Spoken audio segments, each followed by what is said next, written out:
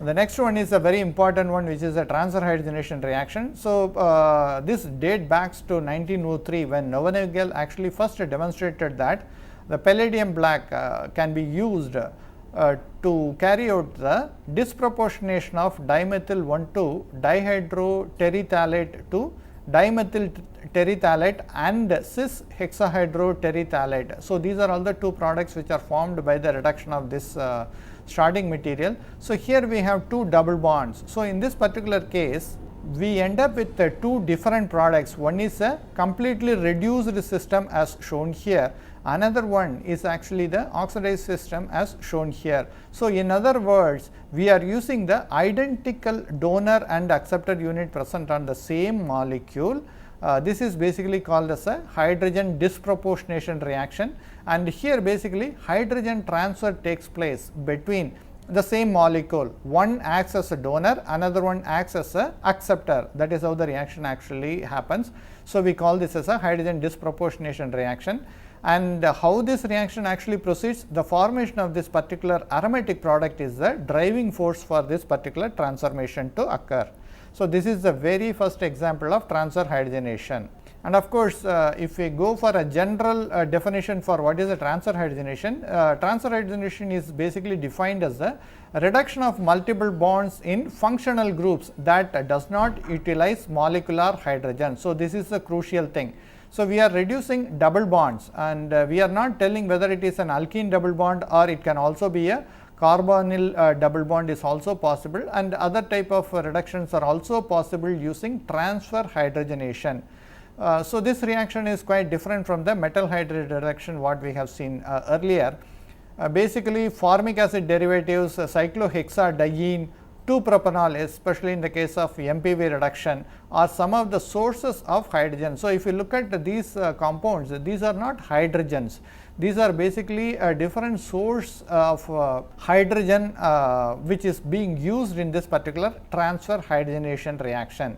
And unlike the carbonyl reduction of the transfer hydrogenation, alkene reductions are not common. In other words, an alkene double bond is very difficult to reduce using transfer hydrogenation reaction. That does not mean that this reaction does not work.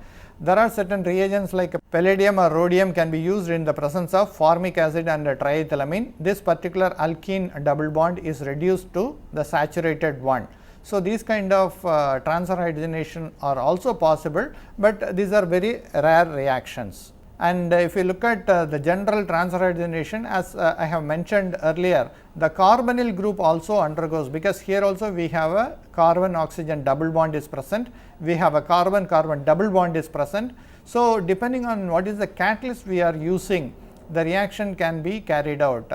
Whenever we use cobalt catalyst here as shown here, both the carbonyl group and the double bond are reduced. So, this is basically carried out in the presence of 2-propanol. So, there is no hydrogen source.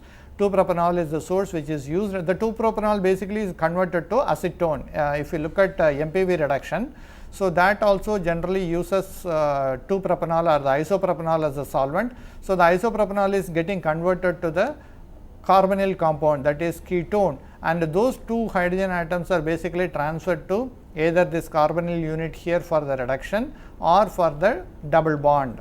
So, the isopropanol unit is basically CH, we have a hydrogen. So, there is one hydrogen from this carbon and one hydrogen from the hydroxyl unit.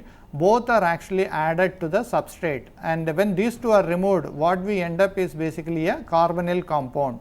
So, this is what basically in the MPV reduction also takes place. So, that means the hydrogen source comes from the corresponding hydroxy or the alcohol derivative. So, these two hydrogen atoms are actually added across the double bond in the starting material, also across the double bond from the alkene unit. So, this is what the transfer hydrogenation actually is run. So, here we have different substrates. We have a double bond here. This double bond, alkene double bond, also is undergoing reduction in the presence of. Here we have a nickel nanoparticle as the catalyst. This reaction also is being carried out in the presence of isopropanol as the solvent. Let us look at dihydroxylation reaction. So, here we will look at some of the terms which are important terms which we will be going through now. One is syn-diol, another one is anti-diol, Prevost reaction and Woodward modifications, metallocyclic intermediate, the Millas, Upjohn and Sharpless dihydroxylation are the various terms we will be looking at in this particular part.